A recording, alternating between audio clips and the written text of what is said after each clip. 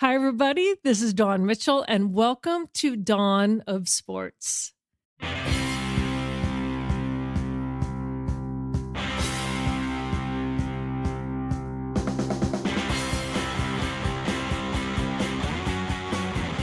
Ooh, we have a great guest this week. I'm so excited. I've wanted her on for a while. We're going to talk all those Vikings legends that you all know and love, and just how awesome the Vikings as an organization is to bring them to you, even though they don't play anymore. And there is a woman behind the scenes that makes it all happen. That's coming up. Well, Tracy McDonald is the Vikings Legends Liaison. And if you were wondering, what is that? That sounds so cool. You're absolutely right. She gets to work with all of the Vikings legends that you guys grew up loving, and they're still around the team, and mostly because of the hard work of Tracy McDonald and Tom West and other people that you may not know, but they make sure that these legends feel at home. Tracy, thanks for joining us today. Thanks for having me, Dawn. When we first met years ago, I was always thinking, I don't know how you keep everybody straight, because you have to know all the current players and then the past players. It's not like, okay, I know this team and then it changes and I'm good like a teacher. Like, I'm good for the next crop coming in. You have to know everybody in the past. Was that a challenge for you at first, or is this like a labor of love as well? I'll be honest, at first it was a little tricky. You knew the Purple People Eaters and you knew a few guys here and there, but it was a big learning curve for me, but it's been great. And I'm one of those people that can truly say I love my job. So yes, it's been an awesome experience, that's for sure. I'm sure people ask you, so what exactly do you do? What's your job? When people ask you that, what do you say? I guess I start with keeping the guys part of the family, part of the Vikings family is our number one concern. Letting them know that we're here if they need anything, keeping them engaged in the community, doing hospital visits, doing different community events, building houses and different things, because they like to still be involved with all the Vikings, all the things that are going on in the Vikings. So keeping them engaged, but then also a lot of it too, especially with the younger players, are getting them adjusted to life after football, the transition from football to their new normalcy. If they need help with school, if they want to go back to school, or if they want to get into a certain business, trying to give them the information they need to continue their journey, their new journey, actually. So, and a lot of it's like benefits and dealing with the NFL, and different things like that. So it's basically keeping them engaged and making them feel part of the Vikings family. I think that is awesome. I was having a conversation just a couple of weeks ago about how difficult it is on any level for an athlete to all of a sudden not have a team to go to anymore. So in many respects, you're making sure that they're still part of a team, because I know I said one of the biggest adjustments for me out of college was for the first time in my life. And so now I'm an adult, I graduated college. I didn't have a team to report to. I didn't have teammates to hold me accountable or to have fun with, or a coach. And that was jarring for me. And I am not a professional athlete who takes that, makes a living at it. I'm sure that you've seen all sorts of different types of adjustments, but how amazing that you can be part of that transition, right? It is. And it's, especially like there's such a bond in that locker room that these guys talk about at all of our events. They miss the brotherhood. They miss the locker room. So our events, helping them reconnect is just, it's a great experience. My favorite memory, if you don't mind, we did. Oh, absolutely. When we did the reunion, the 50th reunion of the 69 team. Yeah. These guys came into the hotel. I remember I was sitting in the hotel and they're coming in, checking in, and they were hugging each other like they saw each other yesterday. I mean, it was like they hadn't missed a beat, and some of these people hadn't seen each other in 50 years. It was like every year I get a little teary-eyed when they come back together, because it's that locker room and that brotherhood bond. I don't think it never goes away. And it's so cool to see it from every age, even to the purple people eater guys. So it's a cool experience. What I love when you hang out around the legends, especially so, they have stories, many stories we can't share, right? They share in confidence, right? But the stories, and then like you kind of feel like, oh, that you're part of it, you're in there, just to see that bond as well, that they remember details, like the littlest tiny details, and that they share that side with you. How special is that for you? It is awesome. Like I tell people, I said I have another family. It's my Vikings family, and these guys and their spouses and significant others and kids and everything. We after different events, like when Bobby Bryant was here, I got to know his kids and his wife, and so you just build a bond with them. And then you have the sad bonds too with funerals, and I've had to help plan funerals and help do that stuff. But then again, I get to go to weddings and stuff. So it's kind of all over the place. But yeah, it really is a family. And when people say that, you're like, yeah, whatever. But it really truly is. It's amazing. Like I get Christmas cards from a lot of these guys, so it's funny. Well, I've had the luxury, I call it, to see you in action, and just to see how the wives and the kids and the whole family are to you. Like Tracy, like you are the go-to person, right? Because you've been doing it for a while.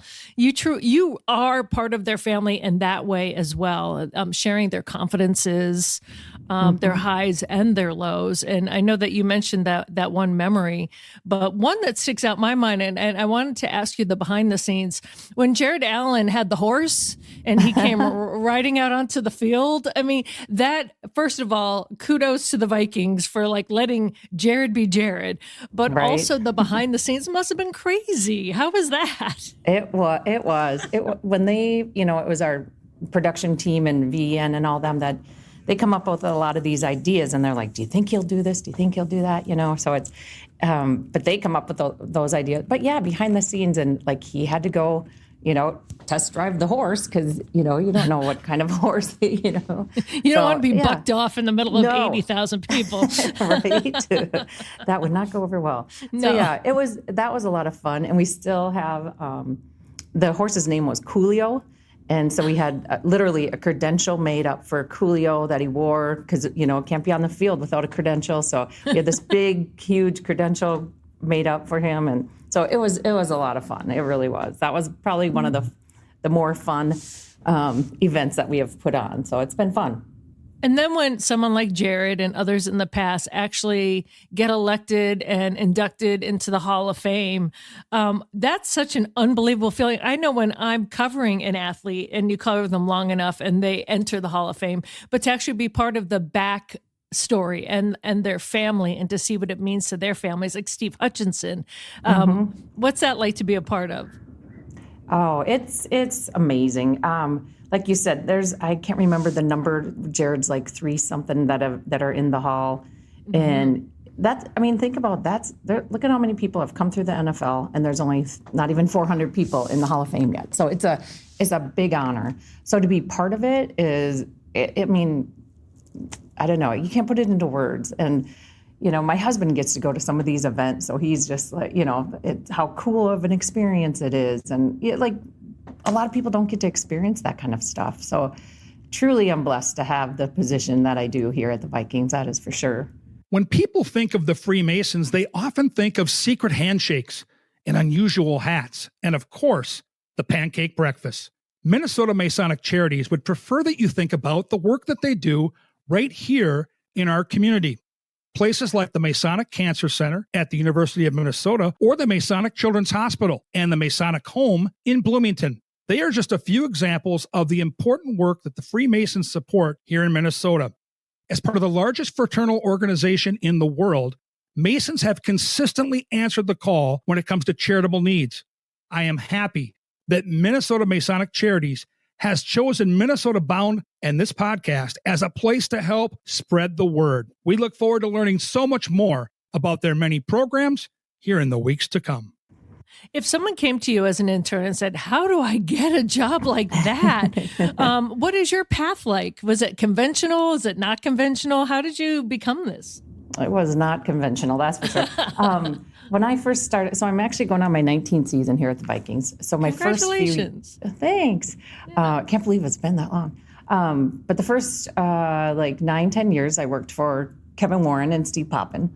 And then I started working with events and putting on the Ring of Honor events and helping at that, at the registration desk and different things. And when I started, there was maybe 30 people that came to like the Ring of Honor event and whatever. And now our Legends Weekend is amazing. We have over 200 people every weekend. I always say it's like planning a wedding and inviting mostly men. So it's always interesting. Welcome to my world, Tracy. Yep, exactly. So so I started working with that, and I really enjoyed that part of it. So I talked to Kevin, and I was like, my heart really is into this part and working with these guys and the former players and the retired guys. And so it took a little bit, but we ended up creating a whole new position. So there really wasn't a position there when I started. And then when that happened, the NFL really started getting into telling teams that we need to reach out to the legends and help them more, especially the transition part of it and the benefits. And so it has just grown and grown in the last 10 years. It's amazing. But it's been, like you said, unconditional, that's for sure. And nobody was before me, so I've just kind of had to create our own path and stuff. And now that Tom West is in with me and works with me and stuff, that's helped, because it's becoming a bigger and bigger position, not just planning Ring of Honor weekend. There's so much else going on throughout the whole year. And like people always say, oh, do you get some downtime now that the season's over? And it's like, nope, not really. We gotta start, the draft is coming, and then all the events in the summer and camps, and then it's, and then you're back in the season in a training camp. So it's just constant stuff going on, I guess. I, first of all, want to give not only you a congratulations, but the entire Vikings organization, #1 in fan experience. And even though you're with the Legends, that's still part of it. How the whole organization is run, and how the fans enjoy themselves, how you are in charge of many Legends come to every single game. So I know that they have their own lodge up there. To be part of a franchise that puts such a significance on not only what the fans experience, but also what the team puts on and how the legends feel, and just how the employees feel with the report cards that come out where they get straight A's. It's the NFL is growing more and more like, hey, we can't just abandon our legends. We have to take care of them. They gave us so much in terms of, getting them benefits post playing, making sure that their health is okay. Now that concussion protocols have become more stringent, but to be part of an organization that takes all of that, all encompassing, so seriously and wants to do it top notch. Kudos to you, first of all, but that must be an amazing feeling to really be proud of. It is. I mean, this organization, I keep using the word amazing, but it is amazing. They care for their employees. Our leadership is great. Obviously the Wilfs and the whole ownership, without them, it's hard to do a lot of the things that we do. So to have them backing us 100% is great. And then we have, Coach O'Connell, who is a former player. So he's all for the alumni program and the legends, and having them come to practice or be engaged. So that's awesome. But the whole organization, everybody works hard. Everybody strives for these things. So to be #1 is such an honor, and I think everybody is so happy for everyone else. It's a team that puts on this whole thing, and then even the NFL has their cards and stuff that our Legends program has been ranked in the top 2 the last how many years. So it's kind of fun to get those grades. You're like, oh, look at us type thing. But it is a great honor, like you said. Everybody is truly blessed and happy to be here. So it's great. you would think, or one would think, oh, of course there's a legend that's out of practice, or of course these connections are made, but no, work has to be done for that. I've covered other teams in other cities in the past where perhaps that really wasn't the case. Maybe once a year you would see a former player join the team to speak to them. But when you go to practice, even training camp, especially so. And I'm like, oh my gosh, Kyle Rudolph is back. Oh, okay. So-and-so is back. Oh my gosh.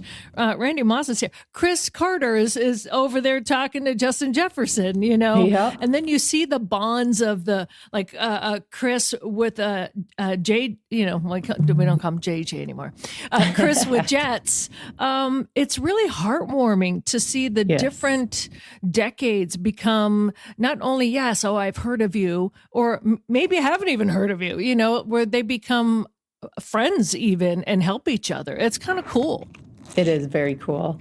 We did an interview with a couple of the current guys, and John Randall it was kind of a little panel thing. It was John Randall and Randall McDonald, and then two of the current guys. And the two current guys walked in, they're like, oh my God.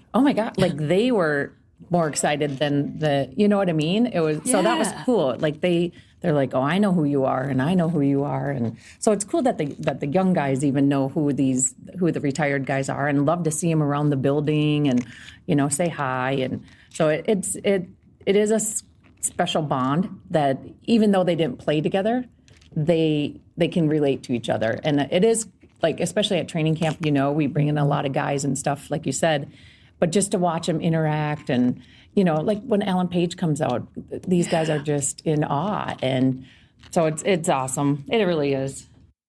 I remember one player saying to me, oh my God, Alan Page is here. And I'm not only in awe of him for what he did on the field, but after, being a judge, like that helps me know that when I'm done playing, I'm not done. And I was just like, wow, like just those words when I'm done playing, I'm not done. Because a lot of players feel like, well, what do I have after that? To have someone like him be such a beacon in so many different ways, and not even stats on the field. Like I'm getting a little choked up here because I'm like, that's just amazing, isn't it? It is. He's actually coming to our facility today to speak to the staff. So if you're not busy, swing over, Dawn. Wow. Yeah, so it's even we try to do stuff with the staff that interact with the legends as well. So that's another cool thing that we do. But so that'll be, he's here for like an hour, going to talk in the players' room. So it'll be fun. Well, I'm going to brag about you for a little bit because, when you always talk about people that are in these organizations, what they have to do. First of all, you're an amazing golfer. So I know that when I had to do some of the golf tournaments, and I'm like, thank goodness it's best ball, because mine won't be most of the time. First of all, you're a shark. And second of all, you were one of the kindest, most trustworthy, and always happy person. You're perfect for the job. But when you flash that smile, and then I go, hey, how'd Tracy do out there on the links? They're like, oh, she cut it up. It's fun. It's fun to see that, right? You're an athlete of your own. Yeah, I'm, getting older, but I still enjoy it. I do love playing golf. I don't know if I'm quite the level that you talk about, but yes, I do I'm enjoy a hack, it. So you're a great level. It is fun because I do get to play in a few tournaments with the legends. Like Greg Coleman has one and different people have them. So that's fun, and being able to get out there and play golf with John Randall or whoever, it's a fun, again, another little added perk that I have. Not going to lie. So it is nice, but yeah, it is fun to see them, and I think that's where I've established a lot of the relationships too, is hanging out with them on, like you said, on the golf course and whatever, and getting to know them and talk about their families and different things. So, yeah, it is quite a nice perk. Well, Tracy, before I let you go, I want to talk with you about, you have a huge event coming up, the Gatsby Gala, yes, which is coming up Saturday, March 1st, and it's in Prior Lake at the Mystic Lake Event Center. Can you tell me more about that? Like, so you even put on these huge galas for them? Yeah, so I'm actually on the board of the NFL alumni, the Minnesota chapter. So what that is anybody who played in the NFL that lives in this area, you can be part of our chapter. So if you played for the Packers, but you live here, you're part of the Minnesota chapter. So we put on a golf tournament and a gala every year to the mission is, it's called Caring for Kids. So it's raising money for local children's charities. I'm sure you've heard of Boulder Options, YMCA, all those things. So it's fun. So we do have our gala coming up on Saturday, which is kind of fun. Like you said, we're trying something different with a Roaring 20s theme. So that will be fun.